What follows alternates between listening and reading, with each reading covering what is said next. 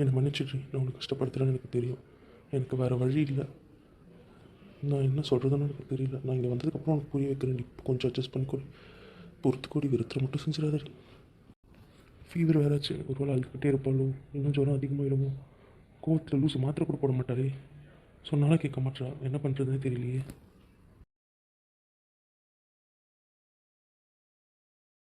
அங்கே பேசுகிறதெல்லாம் பேசிட்டு பண்ணுறதெல்லாம் பண்ணிவிட்டு இங்கே என்னடா பண்ணிகிட்ருக்க?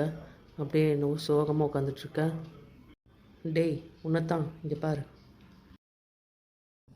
சொல்கிறா மச்சான். என்னடா பண்ணுறதெல்லாம் பண்ணிட்டு பேசுகிறதெல்லாம் பேசிட்டு இப்போதைக்கு இங்கே தனியாகவும் சோகமாக உட்காந்துட்ருக்க. வந்து சாப்பிட்டு வேலையை பாருடா. பேசிடுவானா இப்போ உட்காந்து ஃபீல் பண்ணுவானா?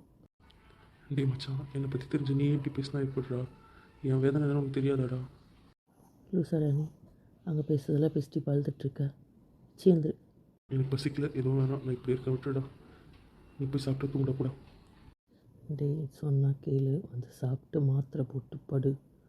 சும்மா புலம்பி டென்ஷன் ஆக்கி பிரச்சனை ஆக்கிக்காத உடம்புக்கு அவள் தான் சொல்லுவேன். எனக்கு மாத்திரையே வேண்டாம், எதுவுமே வேண்டாம். நான் இப்படியே தான் இருக்க போகிறேன். அதில் என்ன பிரச்சனை வருதோ வரட்டும். எனக்கு எதுவும் கவலை இல்லை. எதுவும் நடக்கட்டும் விடுறா. இதே மாதிரி நீ பண்ணிகிட்டு இருந்தேன்னு வையன், நான் ஃபோன் போட்டு அவகிட்ட எல்லாத்தையுமே சொல்லிடுவேன். இங்கே வந்ததுலேருந்து நடந்த விஷயத்த ஞாபகம் வச்சுக்கோ. ஒழுங்காக எழுந்துட்டு அவ்வளோதான் நான் சொல்லுவேன். சும்மா கிறுக்குத்தனமாக பண்ணிகிட்ருக்காத, புரிஞ்சுதா? எழுந்து வந்து சாப்பிட அவள் தான் சொல்லுவேன். லூசாடா நீ. நீ சொன்னாலும் சொல்லினாலும் நான் பைத்தியம் தானடா. அப்புறம் என்னடா? நீயே சொல்லிட்டு இப்போது வேறு யார் சொல்கிறதுக்கு உண்மையில் இருக்குது? டேய் நான் அப்படி மீன் பண்ணி சொல்லலடா, புரிஞ்சுக்கோடா. என்னை பற்றி முழுசாக தெரிஞ்ச நீயே என்ன பைத்தியம் பண்ணிட்ட. அப்புறம் என்னடா? சரி விடு. டேய் சாரிடா மாப்பிள்ள, நான் அப்படி சொல்லலடா. விட்றா. நாளைக்கு அவ்வளோ அதிகம் சொல்ல போகிறான். இங்கே பார், நிச்சயமாக திவ்யா குட்டி இங்கே வர வைக்க வேண்டியது என் பொறுப்பு, புரியுதா? அவள் இங்கே வருவாள். அந்த செமினாருக்கு அவளை இங்கே வர வைக்கிறேன், அவ்வளோதான் நான் சொல்லுவேன். புரிஞ்சுதா? நீ பேசி புரிய வைக்க வேண்டியது உன் பொறுப்பு.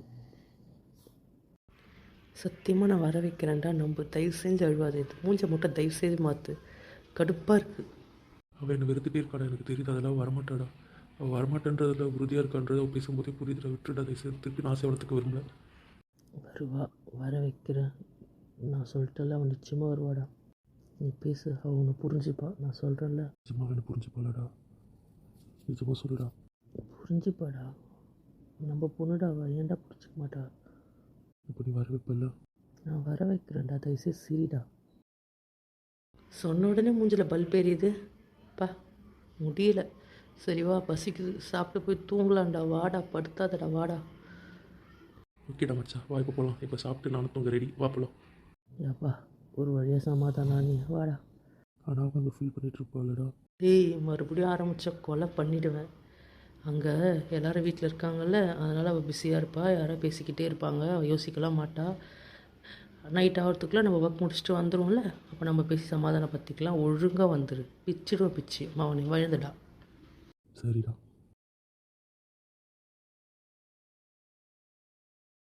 இவங்க இப்படி பண்ணுறாங்க? இவங்களுக்கு என்ன தான் பிரச்சனை? எனக்கு ஒன்றுமே புரிய மாட்டேங்குது. இவங்க ப்ராமிஸ் வாங்கினது, இங்கேருந்து கிளம்புனது எல்லாம் ஓகே. ஆனால் அதுக்குன்னு இத்தனை வருஷமாக, அப்போ ஏதோ நான் சின்ன பொண்ணு ஓகே. இப்போ எனக்கும் மெச்சூரிட்டி இருக்குல்ல, இன்னமும் ஏன் இப்படி பண்ணுறாங்க? எனக்கு ஒன்றுமே புரிய மாட்டேங்குது. இதை யோசிக்க யோசிக்க தலைவலி தான் வருது. ஒருவேளை நான் மட்டும்தான் அப்படி நினச்சிட்ருக்கேனோ? லாவண்யா சொல்கிறது தான் உண்மையாக இருக்குமோ? நான் தப்பாக புரிஞ்சிட்ருக்கணும். நான் மட்டும் ஆசையை வளர்த்துட்ருக்கேனோ? அவர் என்னை என்னமோ குழந்தையாகவே யோசித்து விட்டுட்ருக்காரோ? அதனால தான் நேரில் பேசலாம்னு சொல்கிறாங்களோ? ஒன்றுமே புரிய மாட்டேங்குது. பைத்தியமே பிடிச்சிடும் போல். யார்கிட்டனா சொல்லி அழுகணும் போல் இருக்குது. ஆனால் என்ன பண்ணுறது? இதை யார்கிட்ட சொல்லி அழுவேன்? சொல்கிறவகிட்ட சொன்னால் அவள் இன்னும் என்ன தான் திட்டுவா. எனக்கு என்ன பண்ணுறதுனே புரியலையே. ஒன்றும் இல்லை பாட்டி, சும்மா தான் உட்காந்துட்ருக்கேன். கொஞ்ச நேரம் படுத்து தூங்க வேண்டியதானடா? ஏன் எதுக்கு உட்காந்துட்ருக்க? பரவாயில்லையா, உங்கள் மடியில் கொஞ்சம் படுத்துக்கவா? என் பேத்தி இதெல்லாம் கேட்கணுமா? வந்து பழி தங்கும். என்னடி எதனா பிரச்சனையா? யாருக்கும் நான் சண்டையா? அப்படிலாம் இல்லை ஐயா, சும்மா தான். அப்படி ஆய மலையை படுத்துட்டும் வர முடியல ரொம்ப. இல்லை ஐயா, இப்போ கொஞ்சம் பரவாயில்ல. இவன் எதையும் மறைக்கிறா. இவனுக்கும் அவங்களுக்கும் ஏதோ ஒரு பிரச்சனை இருக்குது. அது என்னென்னு தான் தெரிய மாட்டேங்குது. ஆனால் அவருக்கு ஏதோ கொஞ்சம் தெரியும்னு நினைக்கிறேன். ஆனால் அவரும் அதை பெருசாக எடுத்து கண்டுக்க மாட்டார். குழந்தை தான் பாவம் இங்கே வருத்தமாக இருக்குது. இதை முதல்ல அவர்கிட்ட பேசியா?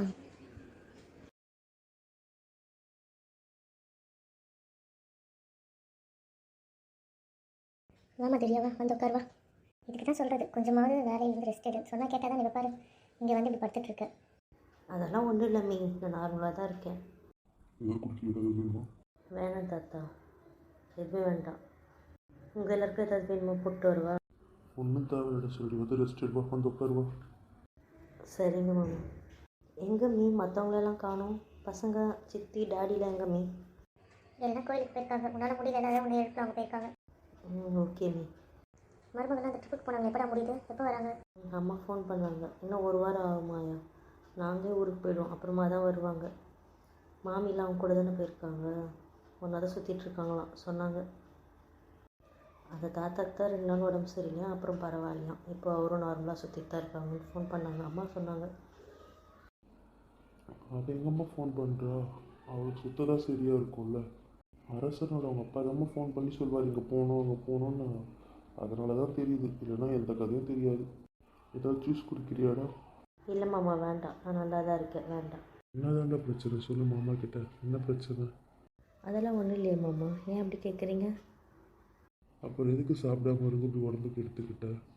ஜுரம்னு தெரியும், சாப்பிடாம இருக்கணும்னு அவசியமா? அதனால் பாரு அது எவ்வளோ பெரிய பிரச்சனை எடுத்துட்டு விட்டுது.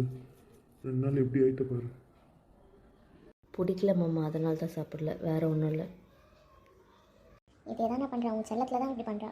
சரி, பூசாரி எதுவும் பார்க்கணும்னு சொன்னார். என்ன போய் நான் பார்த்துட்டு அப்புறம் அவங்க கூட போய் ஒன்றா வந்துடுறேன். சரி, நான் என்ன கேட்குறோம் பார்த்து சரிங்களா? சரிங்கப்பா, நான் போயிட்டு வரேன். கண்ணா நானும் வரேன்டா, வா நம்ம போயிட்டு வரலாம். சரிங்கம்மா, வாங்க போகலாம். பார்த்து 2 பேரும் பத்திரமா போயிட்டு வாங்க. சரிங்கங்க.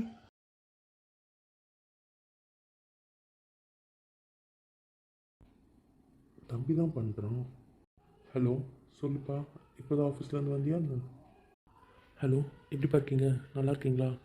ஆமாப்பா, இப்போ தான் வந்தேன், அதான் உங்களுக்கு பண்ணேன்ப்பா. ஐயோ, 2 நாளே எங்கள்கிட்ட பேசலையே. இவன் வேறு எதுவும் சொல்லக்கூடாது சொல்லிட்டாலே இப்போ அவன் கொடுத்தானா உங்களுக்கு வேணே. சரி சொல்லுப்பா, எப்படி இருக்க? என்ன பண்ணுற?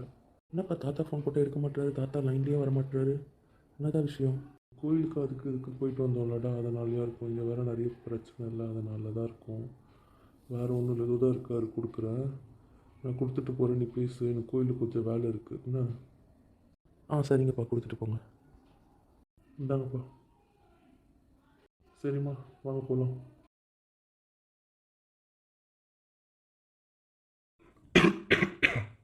இந்த மாதிரி பேசுமா கொஞ்சம் இருமலாக இருக்குது. தாங்கப்பா நான் பேசுகிறேன். எதுக்கு இந்த தாத்தா இப்படிலாம் பண்ணுறாரு? என்னவா இருக்கும்? ராஜா எப்படிடா இருக்க? நல்லா இருக்கேன். நீங்கள் எப்படி இருக்கீங்க? சரிம்மா, நான் கொஞ்சம் வெளியே போயிட்டு வரேன். சரிங்கப்பா. என்னவா இருக்கும் இந்த தாத்தா? இப்படி பிச்சுக்கிட்டு ஓடுறாரு. நல்லா இருக்கா தங்கோ? சாப்பிட்டியா? என்ன சமைக்க போகிறீங்க? இல்லை சமைச்சிட்டிங்களா? அந்த ஊருக்கு போன பிள்ளைங்கள்லாம் வந்துச்சா? இல்லை தான், அவங்களாம் வர இன்னொரு 1 மாதம் ஆகும். அவங்க ட்ரைனிங் முடிச்சுட்டு தான் வருவாங்க. இன்றைக்கி நான் தான் அந்த சமையல் உப்புமா தான் செஞ்சு வச்சுருக்கேன். இனிமேல் தான் அப்புறம் ஃப்ரெஷ்ஷாக ஆகிட்டு சாப்பிட்ணும். என் பிள்ளை இங்கே ஒரு சோறு ஆக்குனதில்லை, ஒரு கேஸ் கிட்ட போடுறதில்ல. அங்கே போய் சமைச்சு சாப்பிடுது. சாப்பிட்ணுன்னா கற்றுக்கணும்ல அத்தை. நம்ம ஊர் சாப்பாடு வேணும்னா கற்று தானே ஆகணும். அதான் நல்லது தான் பட்டும். இந்த தாத்தா ஐயா 2 நாள் என்கிட்ட பேசவே இல்லை. அப்படின்னா தாத்தாக்கு வேலை? அதான் நான் உன்னை பெற்று வச்சிருக்கேனே, அதால் வந்த வேணாம்.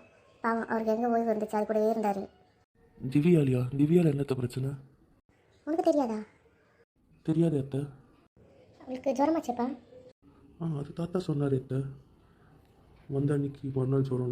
வந்த மறுநாளுக்கு என்னவோ ஜுரம் தான். அதுக்கப்புறம் அது தின்னாமல் தூங்காமல் என்ன பண்ணிச்சு தெரியல, மூஞ்செல்லாம் வீங்கி போய் மயக்கம் போட்டு கிடந்தது. என்னத்த சொல்கிறீங்க? மயக்கம் போட்டு கிடந்தாளா? ஆமாப்பா, காலையில் இருந்து கொல்கத்தா வரவே இல்லை. போய் பார்த்தா மயங்கி விழுந்து கிடக்குறா. யார் மயக்கம் போட்டது?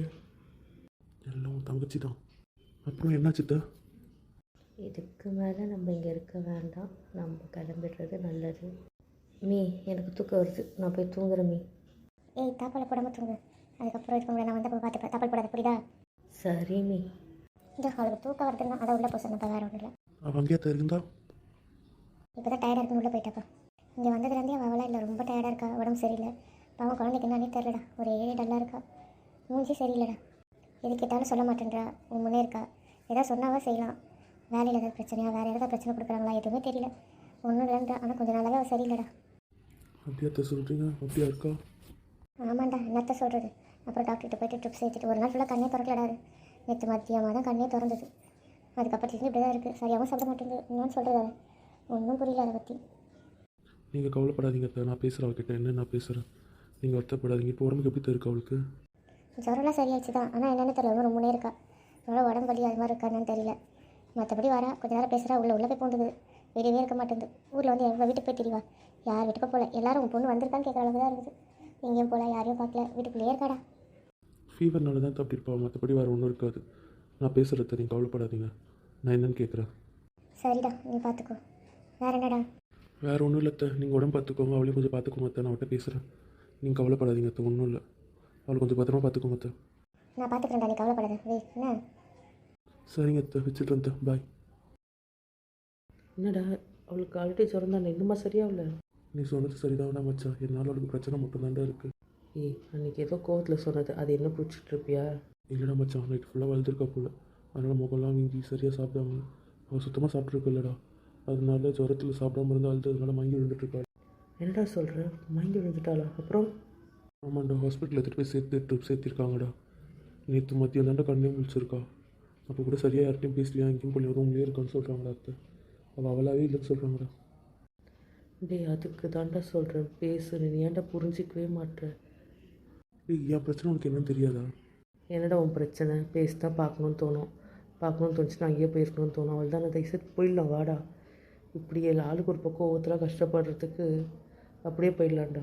டேய், என் ஏம் என்னன்னு தெரியும்ல உனக்கு. அதுக்கான கோல் இன்னும் கொஞ்சம் மாதம் தாண்டா இருக்குது. அது முடிச்சிட்டா அதுக்கப்புறம் நமக்கு எந்த பிரச்சனையும் இல்லைடா.